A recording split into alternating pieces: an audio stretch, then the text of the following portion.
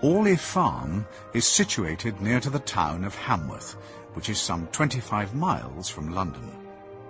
The property, by which I mean the straggling, picturesque farmhouse and its 200 acres of land, formerly belonged to Sir Joseph Mason, and a codicil to his will, written just before his death in 1841, had stipulated that the farm should go not to his elder son, but to young Lucius Mason, the recent issue of Sir Joseph's second marriage.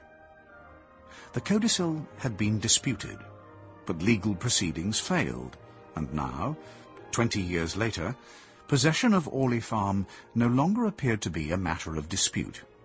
Lucius had come of age, and his mother, Lady Mason, had transferred to him full ownership and responsibility.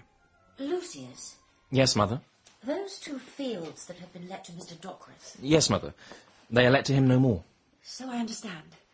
I ought to tell you, he seems to have taken the news rather badly. True, but he has no right to do so. The fields were never his to keep. Well, he has spent some money on them. Oh, not as much as he claims to have done. And the rent he was paying was absurdly low. I don't know how he was allowed to get away with it. My dear... I'm not criticising you, Mother. Farming's a business, and there's no reason why you should show an aptitude for it. Well, I've tried. Of course you have. But the difference is I intend to make the farm my life. I've read, I've studied, learned a great deal about modern methods. Oh, by the way, I'm going to Liverpool tomorrow. Liverpool? Why? The guano that I got last week. I've analysed it, and it's not right. Oh. I have to be honest, the land here has never been employed as it should. It's not nearly productive enough. And that includes Mr. Dockwrath's 2 fields? Most certainly it does. And he can't complain about losing them. The man's an impertinent rogue, and I'll tell him as much.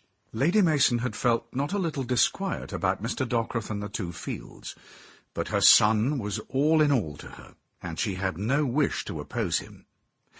She thought, however, that it would be best if she, rather than Lucius, went to talk to Mr. Dockwrath, so that he might be encouraged to see reason. But Mr. Dockwrath was an attorney by profession, and was well able to give voice to a grievance, particularly if it was his own. The plain fact is, Lady Mason, I've been ill-treated. Your son has no need of those 2 fields. Mr. Dockwrath... Why take them from me when he's got so much land already? It can only be maliciousness on his part, vindictiveness. Believe me... He sees that the fields bring me welcome revenue, and therefore he snatches them from me. No, you're wrong. And if I may say so, this is ungrateful of you. Ungrateful? When Orley Farm was bequeathed by my husband, there was no instruction regarding those fields. But as soon as ownership was confirmed, I took action on my son's behalf and saw to it that the 2 fields were let to you. Oh, yes. A special favour was granted. Not on my account, of course, but my wife's. You were always a good friend to Miriam, were you not? Looked after her when her father died. What could be more natural and convenient than to befriend the daughter of Sir Joseph's lawyer? Mr. Dockwrath... But now your son's 21, and previous arrangements must terminate. And I'm told it's impolite to complain, and I must be thankful for all past mercy. Mr. Dockwrath, please... You never wanted Miriam to be my wife. You did all you could to dissuade her. The money she inherited from Sir Joseph, you considered it a crime that it should pass to me, and that same dislike of me, that resentment, you've bred into your son. I'm right, Lady Mason, am I not? He was, in part. Lady Mason had indeed been opposed to the marriage of Samuel Dockwrath and soft, tender Miriam Usbeck.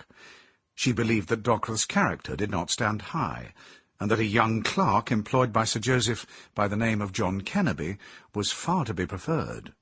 But Miriam loved Dockwrath, not Kennerby, and she married him, though now, after many years, she found that it was far from easy to be soft and tender towards Samuel Dockwrath.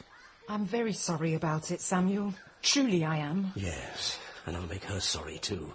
You see if I don't. Ungrateful, she calls me. Heavens! Didn't I pay her the rent as it fell due? What more should I have done? Go down on my knees each time she uttered a civil word to me. But she said at the start that the letting of the fields might not be permanent. She never said so to me, and nothing was written to that effect. I've been cheated, Miriam, and I'm entitled to some redress. I'll be in the office. Oh, but I thought you'd finished for the day. Oh, this isn't work. This is Sample complete. Ready to continue?